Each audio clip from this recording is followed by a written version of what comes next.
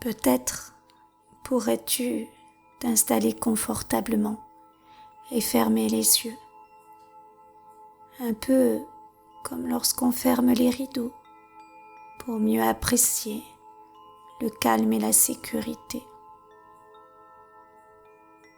Très certainement que tu commences déjà à écouter ma voix, un peu comme lorsqu'on focalise son attention sur un livre dont on ne cesse d'avoir de l'admiration. Chaque syllabe donne un sens pour chaque mot. Chaque mot forme des phrases qui nous transportent tout droit vers des sensations uniques. Dans ces sensations, nous pouvons imaginer une histoire qui nous fait rêver, un peu comme si nous étions les compositeurs de nos propres expériences. Et aujourd'hui, tous les mots que j'emploie sont là pour t'apaiser, pour te rassurer, pour envelopper tout ton être dans la sécurité. Tout le monde a besoin de ce sentiment de paix. Il donne le droit de se poser, de se reposer. Oui, il a le pouvoir de nous débarrasser de tous les doutes qui peuvent subsister. Et cette sécurité, on pourrait l'imaginer un peu comme un cocon dans lequel on pourrait s'y emmitoufler, comme un grand oreiller parfaitement douillet. Que c'est bon de se sentir en confiance, en sécurité. Je ne sais pas s'il t'est déjà arrivé d'imaginer que ton futur s'éloignait, un peu comme si un brouillard apparaissait. Et pourtant, au milieu de ce brouillard, on pourrait imaginer une petite lueur d'espoir.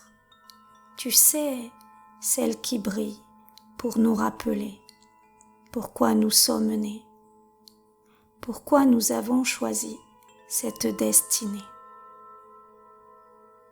Et là, tout d'un coup, le brouillard disparaît comme par magie. Une éclaircie de lumière envahit notre état d'esprit.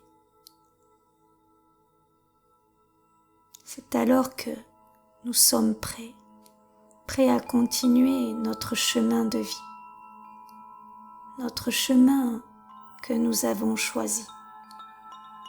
Évidemment, les choses semblent faciles lorsqu'on raconte tout cela par écrit. C'est tellement évident que l'évidence nous échappe parfois.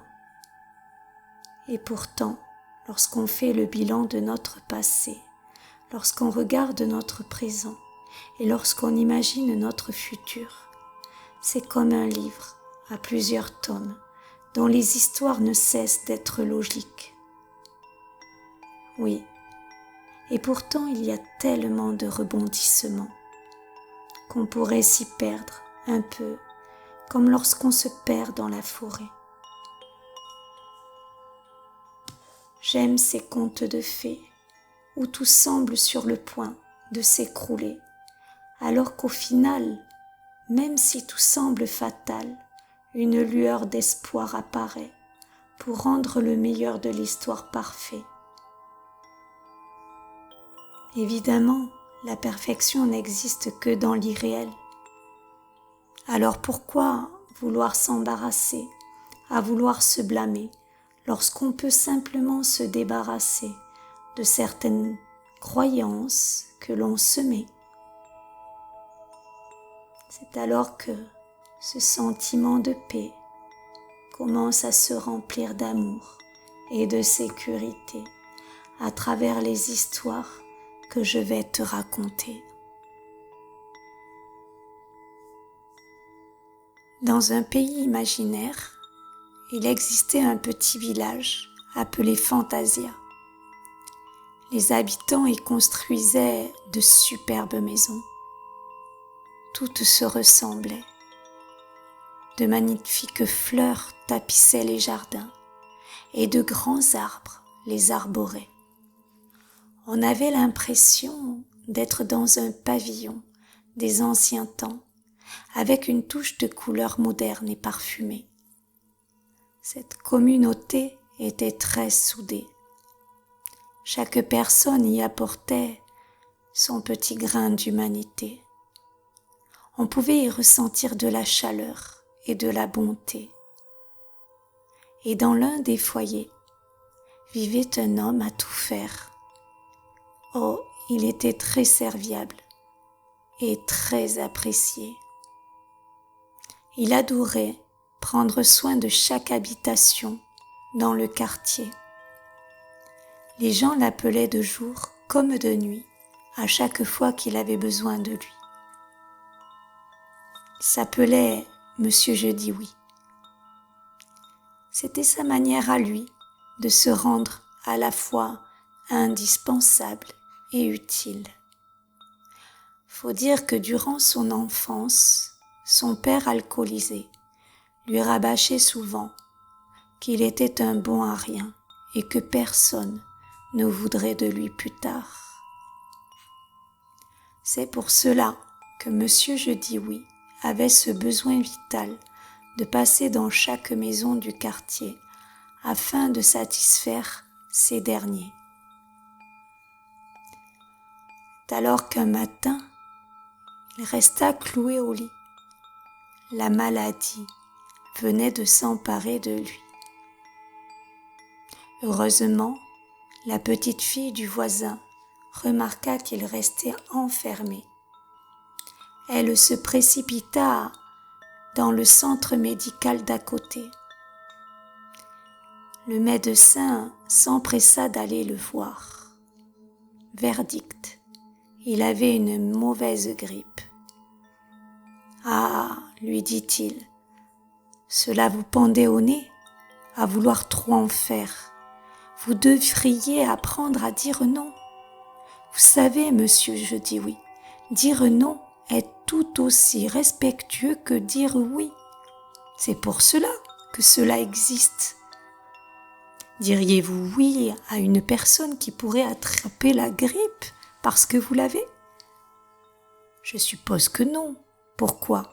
Parce que vous vous préoccupez du bien-être des autres. Alors, que diriez-vous d'avoir la même attitude pour vous-même ?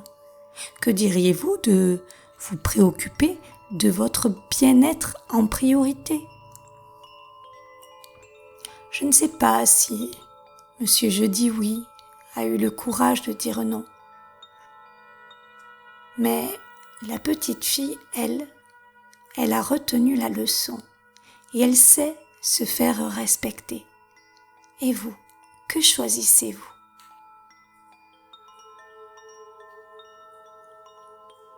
Il y a ceux qui demandent toujours de l'aide et ceux qui veulent tout faire par eux-mêmes. Et pourquoi ne pas adopter le juste milieu, celui où on se sent à la fois autonome et indépendant, tout en acceptant d'être épaulé de temps en temps. Parce que je me souviens que lorsque j'étais plus jeune, cela m'insupportait de demander que l'on puisse m'aider. J'avais le sentiment de rabaisser mon être tout entier, comme si je devais savoir tout faire pour me satisfaire. C'est extraordinaire, non ? Je plaisante. Mais la vérité, c'est que je ne savais pas que j'avais le droit de me faire aider, en toute simplicité et avec humilité. Faut dire que lorsque j'étais petite, on m'a souvent répliqué que je devais me débrouiller. Qui sait, peut-être en avais-je trop demandé, ou bien pas assez. Allez savoir ce qu'il s'est passé. Alors pendant que une partie de moi voulait juste être aidée pour pouvoir avancer, l'autre réclamait son indépendance en voulant garder sa propre autonomie. C'est là que j'ai compris mon erreur. Un méli-mélo de mélange et de croyances s'est infiltré dans mon cerveau. Il faut dire que certains disaient que de se faire aider était un signe de faiblesse parce que on aide les plus fragiles, parce que on aide les démunis, ceux qui ont du mal dans la vie. Voilà toutes les croyances que j'avais infiltrées à l'intérieur de moi. Un peu comme si le fait d'être aidée me permettait de valider que j'étais une assistée. Mais qui suis-je pour penser cela? Nous avons tous été assistés à un moment donné dans notre vie, parce que notre fragilité était là, trop importante. Elle prenait tellement de place dans notre vie. Bref. Revenons à nos moutons. Imaginons la scène suivante. Monsieur Autonome rencontre Madame Indépendance et il tombe amoureux. Monsieur Autonome demande à sa compagne de bien vouloir l'aider dans une tâche. Madame Indépendance, offusquée de voir que Monsieur Autonome n'est pas si autonome que cela, décide tout de même de lui tendre la main. Durant leur journée, Madame Indépendance commence à éprouver de forts sentiments pour Monsieur Autonome. Celle-ci commence à se demander s'il ne serait pas judicieux de se séparer quelque temps, car elle a peur de devenir dépendante de lui. Heureusement, Monsieur Autonome comprend ce qu'elle ressent, car il commence à apprécier l'idée de faire certaines choses à deux. Finalement, après avoir longuement discuté, ils en ont conclu qu'ils pouvaient continuer à faire tout un tas de choses ensemble, ce qui n'enlève en rien leur propre autonomie. Ils ont également saisi qu'il était important pour eux de garder leur indépendance afin d'avoir leur propre place. Un peu comme si un couple voulait absolument rentrer dans un seul vase, sauf que celui-ci est trop petit et exige que l'un d'eux se fasse plus petit. Imaginez le déséquilibre que cela induit. Et c'est là qu'ils ont compris qu'ils pouvaient avoir leur propre vase et décorer la même pièce tout en étant ensemble. Qu'en pensez-vous? Pour ma part, j'ai décidé de demander de l'aide quand cela me semble nécessaire, tout en gardant ma part d'autonomie. Cela fait de moi une personne indépendante, sur qui je peux compter. C'est une toute autre forme de respect. Et vous, que choisissez-vous? Imaginez maintenant que vous aviez fait un pacte pour être sûr d'être respecté par les autres. Et dans ce pacte, vous avez notifié 2 croyances. Toujours dire oui pour me sentir acceptée et importante. Refuser de l'aide des autres pour préserver mon autonomie et mon indépendance. Maintenant, vous déchirez ce pacte, vous en écrivez un autre. Acceptez de dire non pour se respecter et donc pour se sentir plus important. Accepter de l'aide des autres pour préserver son autonomie et son indépendance. Bravo, vous avez compris comment vous faire respecter. Vous avez décidé de vous respecter vous-même en priorité C'est ainsi que les autres vous respecteront, un peu comme un effet miroir. Imaginez d'ici quelques instants et voyez combien vous êtes heureux, heureuse, depuis que vous vous respectez, depuis que vous vous écoutez. Le fait de refuser une proposition vous conforte dans l'idée que vous pouvez compter sur vous parce que vous vous écoutez. Voyez combien les personnes vous respectent depuis que vous avez décidé de vous respecter. Bravo à vous. À présent, vous pouvez revenir dans l'ici et maintenant et réouvrir les yeux tout doucement.